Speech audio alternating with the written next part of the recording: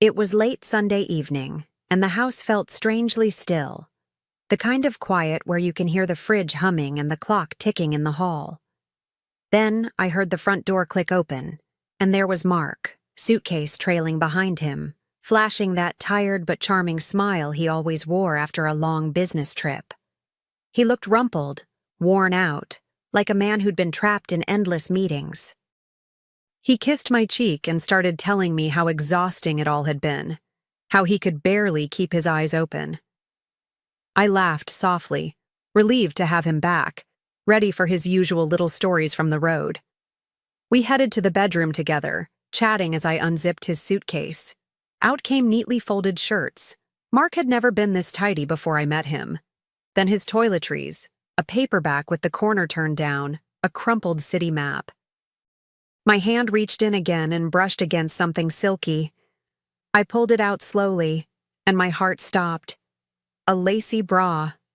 Black. Delicate. Not mine. Not even close to my size. My mind scrambled for a logical explanation, but my stomach dropped before I could find one. Trying to keep my voice steady, I held it up. "Whose is this?" I asked. Mark's laugh came a little too fast, a little too light.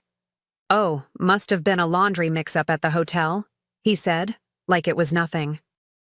I watched him for a beat longer than usual, searching his face for even the tiniest crack. He smiled, but something between us shifted right then. Something I couldn't name yet, but I could feel it in my bones. I slipped the bra back into the suitcase, pretending to brush it off the way he wanted me to. But my mind was already replaying the moment over and over, like a record stuck on the same scratch. A laundry mix-up? Sure. Maybe if it had been a plain white t-shirt or a pair of socks. But this? This was intimate. This was chosen. And I couldn't shake the image of someone else's hands folding it, someone else's body wearing it. I smiled faintly, nodding along to whatever story Mark was spinning, but I wasn't really listening anymore. He went on about his meetings, the long hours, the networking dinners that ran late into the night. Every word felt suddenly loaded, each detail making me question what else might be buried under the surface. I caught the faintest scent on his shirt. Sweet, floral, not my perfume. It clung to him in a way that didn't feel accidental. My chest tightened, but I kept my tone light, tossing in the occasional, "Oh, really?" so he wouldn't see how my thoughts were unraveling. When he finally wandered off toward the shower, whistling like nothing was wrong, I sat on the edge of the bed for a moment. My hands rested in my lap, but inside I was gripping the truth, whatever it was, like a blade I wasn't ready to show. I told myself it could wait. I told myself I needed to be sure. But deep down, I knew this wasn't going to fade away with a good night's sleep. Something had been set in motion and I wasn't about to stop it. The sound of the shower started up in the bathroom, muffled by the closed door. I sat there for a moment, staring at the suitcase, my mind running in 100 directions. The bra wasn't just a piece of clothing, it was a message, and I didn't know if it had been left for me to find or hidden carelessly, assuming I wouldn't look. Either way, it was careless. Either way, it spoke louder than any excuse he'd just given me. I started unpacking the rest of his things, more for the motion than for necessity. Each item felt heavier than it should have, like it was carrying a secret with it. I thought about all the years we'd been together, the trust I'd built in him brick by brick, and how one moment, a scrap of lace, had cracked the foundation in ways I couldn't yet measure. I didn't feel rage. Not yet. What I felt was sharper, colder, the beginning of clarity. When he finally came out, hair damp and smelling of soap, he smiled at me like nothing in the world was wrong. I smiled back, tucking away the storm in my chest. This wasn't the time. Not tonight. I knew that if I waited, if I listened and watched, I'd find the truth on my own terms. And when I did, I wouldn't just confront him. I'd make sure he regretted underestimating me. By morning, The unease had settled into something heavier, like a stone lodged in my chest. Mark moved around the kitchen making coffee, humming to himself, while I sat at the table pretending to scroll through my phone. Every word he said sounded perfectly normal, but now I was hearing them differently, like I was listening for static behind the music. He left for work with a kiss on my forehead, and I watched him walk out the door, my mind already circling back to the bra. That night, when he stepped into the shower, I knew I couldn't just sit there wondering. I reached for his jacket draped over the chair and started checking the pockets. My hands felt steady, but inside, my heart was pounding. That's when I found it, a folded receipt from the hotel bar. 2 cocktails, a bottle of champagne, dessert for 2. My breath caught, and I stared at it like it might explain itself if I waited long enough. But it didn't. I set the paper on the dresser, my fingers grazing the faint perfume on one of his shirts. It was stronger now, unmistakable, like a ghost in the fabric. I didn't recognize the scent, but I knew it didn't belong to me. A wave of cold washed over me, not from shock, but from confirmation. Something was wrong, and whatever it was, he was keeping it from me. I folded the receipt carefully, almost tenderly, and slipped it into my own drawer, right next to the bra I'd hidden the night before. Seeing them together felt powerful, like pieces of a puzzle only I knew existed. I could have marched into the bathroom, thrown open the door, and demanded answers right then. But what would that give me? A lie? Maybe 2, wrapped in the same careless charm he always used to smooth things over. No, if I was going to confront him, I needed more than suspicion. I needed undeniable proof. When he came out of the shower, steam curling around him, he started talking about some funny thing that happened at work. I nodded and smiled, pretending to listen, every muscle in my face holding its place like I was made of porcelain. Inside, though, something had shifted. The balance of power between us had tilted, and he didn't even notice. He thought I was in the same place I'd been yesterday, trusting, unguarded. He couldn't have been more wrong. That night, lying beside him in bed, I stared at the ceiling while his breathing slowed into sleep. My mind was already planning, mapping out the next steps. I'd watch. I'd wait. And when I moved, it wouldn't be out of impulse. It would be calculated. I wanted him caught so completely that not even his best story could save him. The next morning, I woke before him, just lying there, studying his face in the dim light.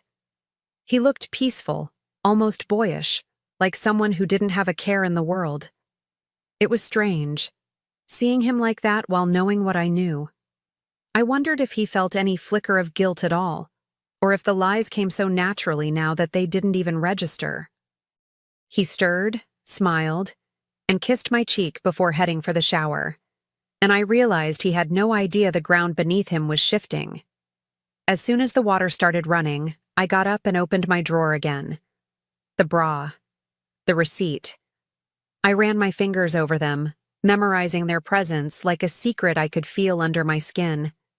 These weren't just random objects anymore. They were evidence, seeds of a truth that would, sooner or later, sprout into something undeniable.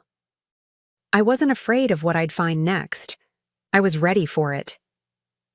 By the time he stepped out of the bathroom, towel around his waist, I was smiling, offering him coffee like everything was fine. And it was fine. For now.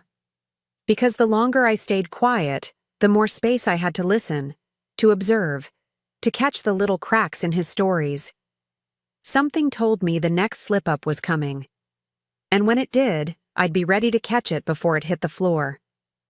It happened on a Tuesday morning, the kind of quiet, ordinary start to the day where nothing feels like it's about to change. Mark was in the shower, steam already fogging up the bathroom mirror, when I reached for his phone on the nightstand. My excuse was ready if he caught me. Just checking the time. But my heart was pounding so loudly it felt like it could give me away. I unlocked it with his passcode, the one I'd known for years, and scrolled straight to his messages. One contact stood out immediately. The name was male, but the tone of the texts was not. Flirtatious, teasing, dripping with the kind of intimacy you don't fake. I scrolled further, my stomach tightening with every line. The words were explicit, private in a way that made me feel like an intruder, except I had every right to be there. Then I saw it, a photo of the bra, the same one sitting in my drawer. My hands went cold. Beneath it, her message read, "Can't wait for you to take this off me again." I didn't react, not outwardly. I just kept scrolling, every message tightening the knot in my chest until it felt hard to breathe. And yet, with each word, I felt less like a victim and more like someone sharpening a blade. This wasn't a maybe anymore, this was proof. And now I knew exactly where the power sat, right in my hands. I started taking photos, quick, precise, making sure every message, every timestamp, every image was captured. My hands didn't shake. In fact, I felt strangely calm, like I'd crossed a threshold where anger had given way to clarity. I saved everything to a hidden folder on my own phone, double-checking each shot before deleting my traces from his. The sound of the shower water was steady, almost hypnotic, like it was marking the seconds I had left before he stepped out. As I worked, my mind was already racing ahead. This wasn't going to be a quiet confrontation in our kitchen, or a whispered argument behind closed doors. No, that would be too easy for him. Too private. I wanted something he couldn't spin, couldn't soften with charm, something that would strip away the mask he wore so effortlessly. And for that, I'd need timing, precision, and an audience. By the time I put the phone back exactly where I'd found it, my plan had started to take shape. It wasn't complete yet, but the bones were there. I wasn't just going to catch him. I was going to make sure everyone who mattered to him knew exactly who he really was. The shower shut off, and I moved quickly, sliding under the covers like I'd never left. My breathing slowed, my eyes half closed, as if I'd been lazily waiting for him all along. He came out, towel around his waist, running his fingers through damp hair. "Morning," he said, with that casual warmth I'd once loved so much. I smiled back, tucking my phone out of sight, my secrets locked away where he'd never think to look. Inside, though, I was electric, wired with the thrill of knowing I'd just pulled the curtain back on his entire act.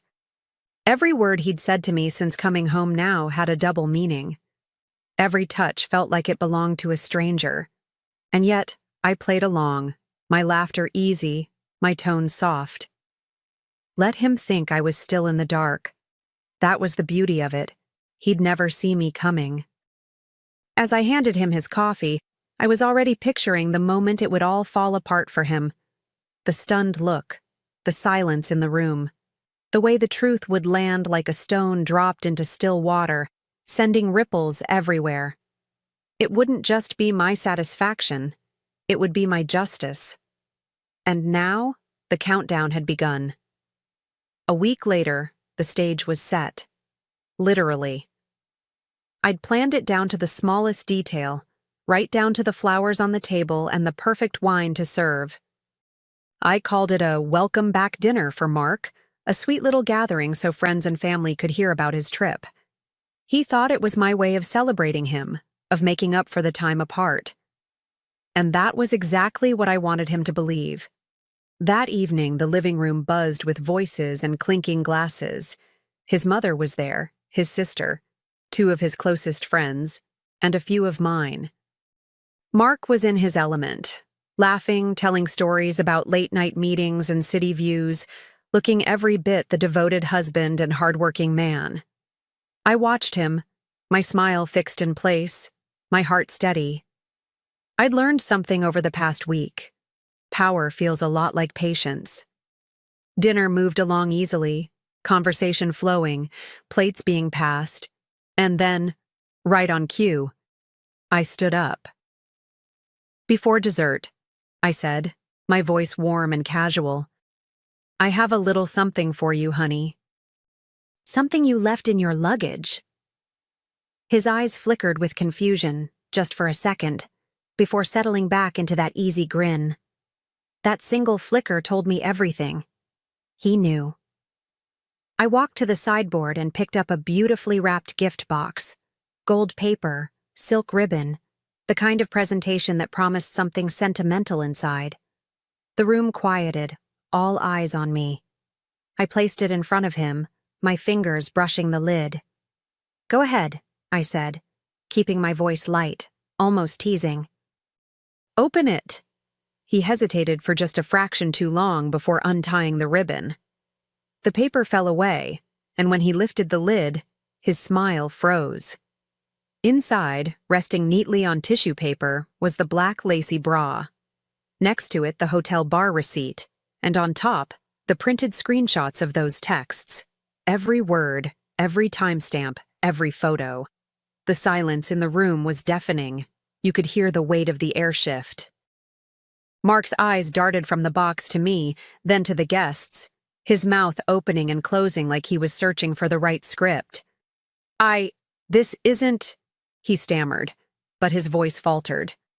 And in that moment, I didn't need to say another word.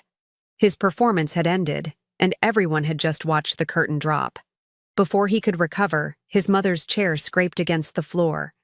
She stood up slowly, her eyes never leaving his face. "I think we've heard enough," she said, her voice low but sharp enough to cut through the heavy silence. The statement landed like a gavel, final and undeniable. Mark's shoulders slumped, the fight draining out of him before it even began. Around the table, no one moved. No one rushed to defend him. I stayed standing, my hands resting lightly on the back of my chair, meeting each person's gaze in turn. I wasn't looking for sympathy, and I wasn't here to explain myself. The evidence spoke louder than anything I could say. Mark avoided my eyes, staring down at the table like the wood grain could swallow him whole. The man who thrived on being the center of attention was now the centerpiece for all the wrong reasons. I took my seat again, letting the conversation stumble back in hesitant bursts, the kind people use when they're trying to pretend the world hasn't just shifted. But I wasn't pretending. I'd done what I came to do. And now, all that was left was to decide how, and when, I'd walk away for good. I didn't wait until morning. The moment the last guest left and the front door clicked shut, I walked to the bedroom, pulled my pre-packed suitcase from the closet, and set it on the bed. Mark trailed behind me, his voice low, trying to explain, to twist the story into something it wasn't. I didn't answer. I didn't even look at him. My focus was on the zipper, on the weight of my things neatly folded inside. I'd been ready for this moment since the day I found that bra. By the time he realized I wasn't bluffing, I had my coat on and my keys in my hand. "Sophie, wait," he started, but his words felt hollow, like they belonged to a man who knew the fight was already lost. I stepped into the hallway without another glance, the air outside cool against my skin, the night strangely quiet after the chaos we'd just left behind. I drove to my new apartment, the lease signed days ago, the fridge already stocked, the bed already made. Freedom didn't feel like fireworks, it felt like peace. And peace was something I hadn't realized I'd been missing until now. The fallout started faster than I expected. By the next afternoon, my phone buzzed with messages from friends, some pretending they hadn't heard, others bluntly asking if it was true. I didn't respond. I didn't have to. The story was already moving on its own, weaving through our circle, stripping away the image Mark had worked so hard to protect. I imagined him, pacing in that house, scrambling for a version of events that might salvage his pride. I spent the day unpacking slowly, savoring the quiet of my new place. Every drawer I filled, every picture I hung on the wall, felt like reclaiming a piece of myself I'd forgotten I owned. There was no scent of unfamiliar perfume here, no suitcase hiding secrets. Just my things, my space, my rules. The absence of him wasn't a void, it was a clearing, wide and open, waiting for something better. That evening, I poured myself a glass of wine and stepped onto the small balcony, watching the city lights blink to life. Somewhere out there, he was learning how quickly a lie can unravel. And me? I was learning how light it feels when you finally set down a weight you've been carrying too long. The next morning, I opened my drawer and pulled out the bra one last time. It didn't feel heavy anymore, just a relic from a chapter I was glad to close. I placed it in a donation bag, along with a few old clothes, and dropped it off at a charity bin on my way to the beach. Let someone else decide its next story. Mine with it was over. Later, I sat on the sand, my shoes off, the sunset painting the horizon in gold and pink. I pulled out my phone, snapped a picture of the waves, and typed a caption for my social media. One man's mistake is another woman's freedom. Cheers to starting over. I hit post, smiled, and tucked the phone away. It wasn't meant for him. It was meant for me. A reminder that I'd walked through the fire and come out lighter. As the tide crept closer, I closed my eyes and breathed in the salt air. For the first time in years, I didn't feel the need to look over my shoulder or question the truth in someone's voice. I was alone, yes, but I was free. And freedom, I realized, was the most beautiful thing I could ever wear.